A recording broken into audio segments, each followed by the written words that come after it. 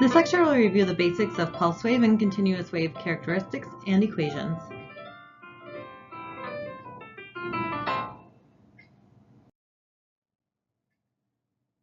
The range equation is so important. It is how the machine knows where to put the echoes as they return and is the cause of artifacts. It is important for students of ultrasound to understand this. You probably learned about it last semester and it has already popped up in this semester. So if this equation does not make sense, make sure to see your instructor or the physics tutor. So the range equation is also known as the go-return time. Range is calculated by multiplying speed and time. The ultrasound system looks at the time and calculates the distance from the transducer. The range equation goes off of a couple assumptions. One, that sound travels straight to a reflector and then straight back to the transducer. Hint, it doesn't always. And two, that the speed in soft tissue is constant. Another hint, it isn't always.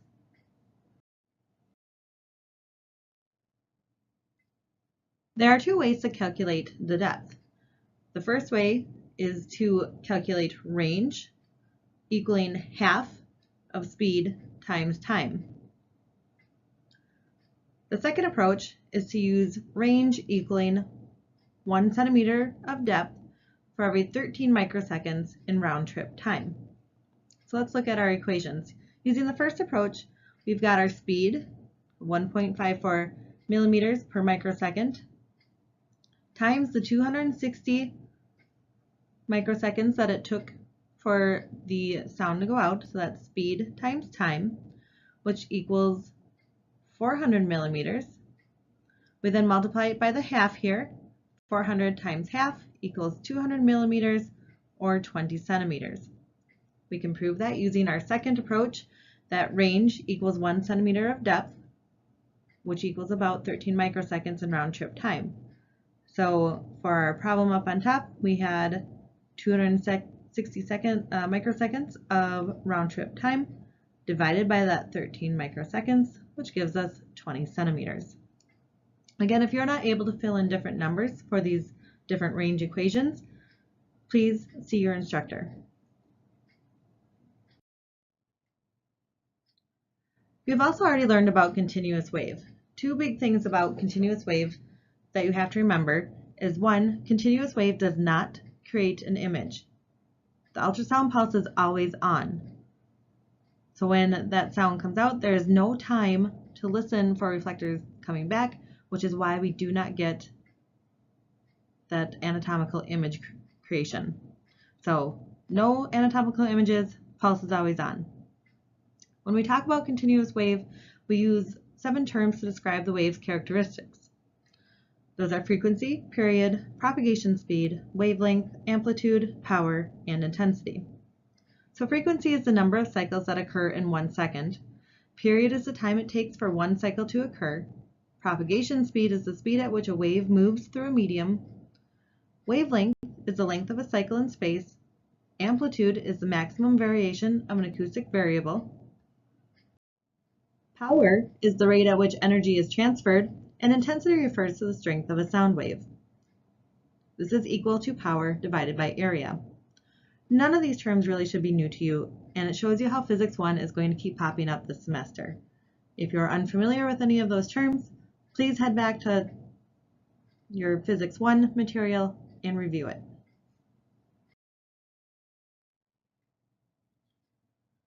So opposite of continuous wave, we have pulse wave. And we've already learned that pulse waves are what create anatomical pictures.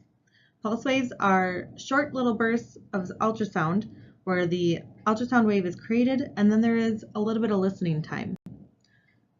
During that listening time is when the machine calculates the distance of echoes to be displayed on the screen. So pulse goes out, it waits for echoes to come back, it calculates that time that they're coming back, and then figures out where those echoes came from and puts it on our display. The short bursts of ultrasound energy are considered on time or transit time, and when no ultrasound energy is being generated, that is considered off time or receive time. We describe pulse waves with all the same terms as continuous waves, but we are going to add in 5 new descriptors.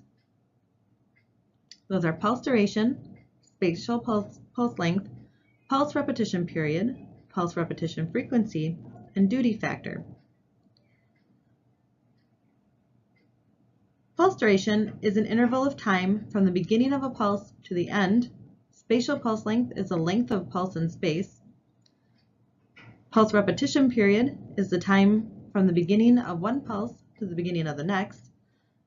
PRF is the number of pulses per second, and duty factor is the fraction of time that the pulse ultrasound is on compared to when it is off. The example here is showing two waves, on the continuous wave and a pulse wave.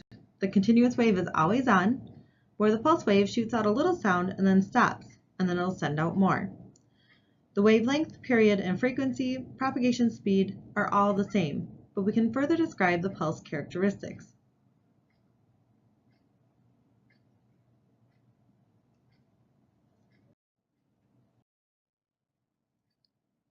The first way we can describe pulse duration is by calculating the time the pulse lasts.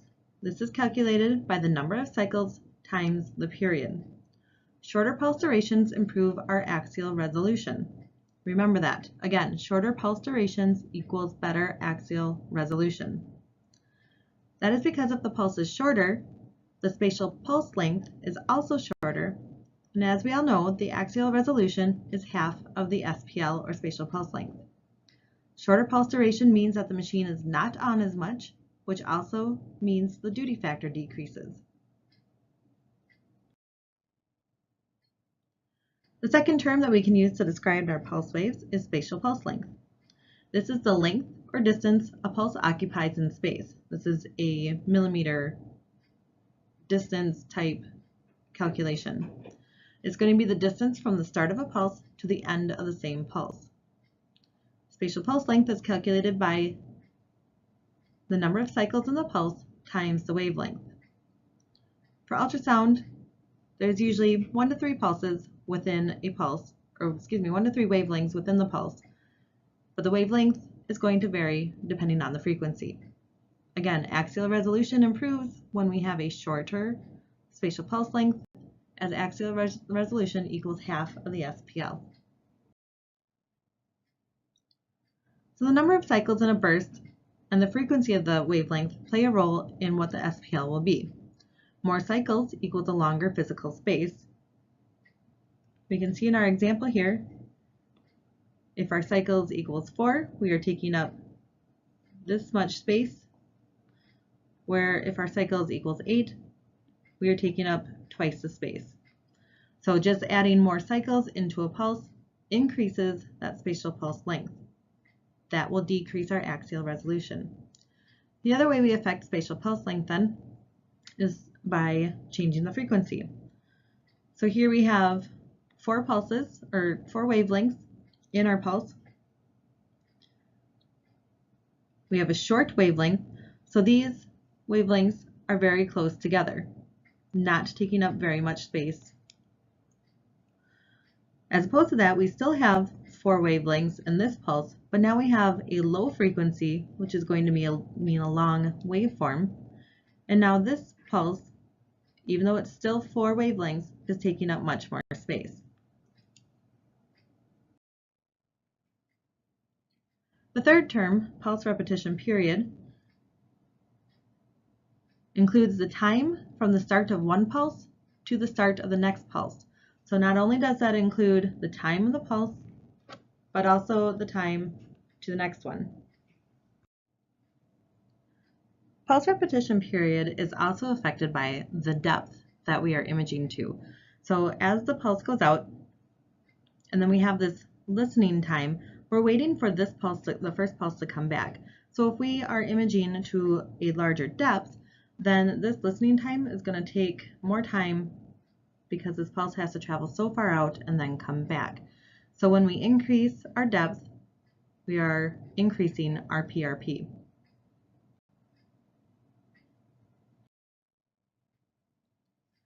Related to PRP then is PRF. This is how many times a pulse can be sent out per second. Again, a new pulse cannot be sent out until the last returns. So if it takes longer for the pulses to go out and then come back, then fewer pulses can be made per second.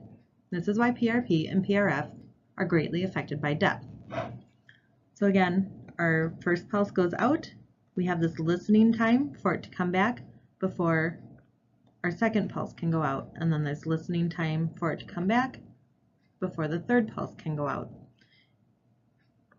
If any of these listening times take a long time, then we're going to be not going to be able to fit nearly as many pulses within a second.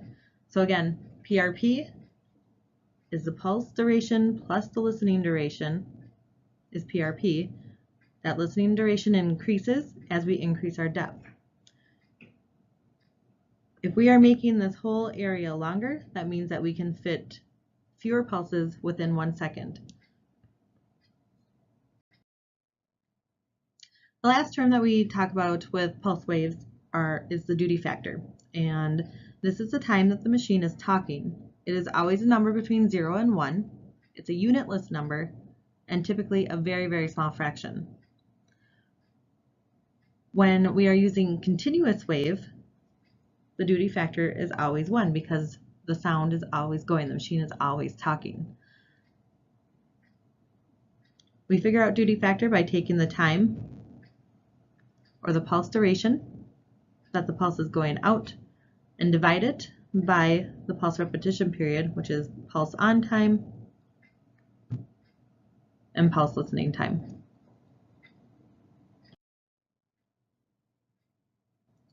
So I've got a few examples kind of going over all of that stuff that we just talked about. Again, these equations are something that you should know because you may need to see how all of these objects relate to one another. But again, you will never have to do calculator math because again, we cannot provide you calculators for your tests and you don't get calculators for your boards. So again, the math is solely to represent how all of these pieces are related to one another. You should be able to figure out if my PRP is longer, then I know that I'm imaging at a deeper depth. If my PRF is long, then I also know that I'm imaging at a depth. All right, so let's take a look at this example. What is the SPL of this pulse in soft tissue if its emitted frequency is 2 megahertz? So here's our pulse.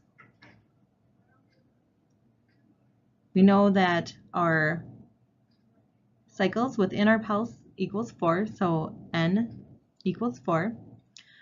We know that we have a constant speed, which is 1.54 millimeters per microsecond. We have been told that our frequency is 2 megahertz. If we do the math on that one, we now know that the wavelength equals 0.77 millimeters. So each of these is 0.77 millimeters. SPL then is the number of cycles times the wavelength. So if we take 4 times 0.77 millimeters, our spatial pulse length is 3.08 millimeters. So if we could put a ruler on this pulse would measure 3.08 millimeters. So then if I ask you what the axial resolution is, we know that that is half of the spatial pulse length. So 3.08 times half gives us 1.54 millimeters. So in this example, structures would need to be at least 1.54 millimeters apart to be displayed appropriately. So if I have a structure here and a structure here, if there is not at least 1.54 millimeters between them, they would be displayed as one structure. So if we continue with this example, we can also figure out the pulse duration. So we already know that pulse duration equals the number of cycles times the period, and that the period equals 1 divided by frequency. So again, we have 1, 2, 3, 4 cycles. So 4 cycles is our N. And our period is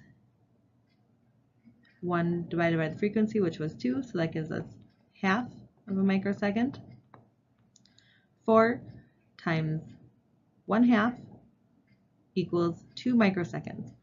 So the pulse duration, the time that this pulse takes to go out into the body, it lasts for 2 microseconds.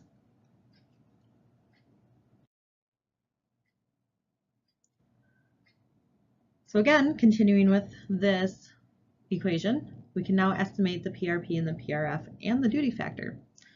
So estimate the PRP if we are using that pulse with the 2 megahertz for an imaging depth of 16 centimeters. So we know that the average go return time is 1 centimeter per 13 microseconds. So if we take that 16 centimeters times the 13 microseconds, that is going to give us 208 microseconds, or 0.208 milliseconds. So that equals our PRP. So then what is the PRF? We know that PRF equals 1 divided by PRP, because they are reciprocals of one another. So 1 divided by 0.208 equals 4.8 kilohertz, rounding that up to 5 kilohertz. And then what is the duty factor? Again, we also know that duty factor is the pulse duration divided by PRP. We figured out the pulse duration on the last slide, so 2 divided by 2.008 gives us a duty factor of 0.009. Again, it's a unitless number. It should be more than 0, but less than 1.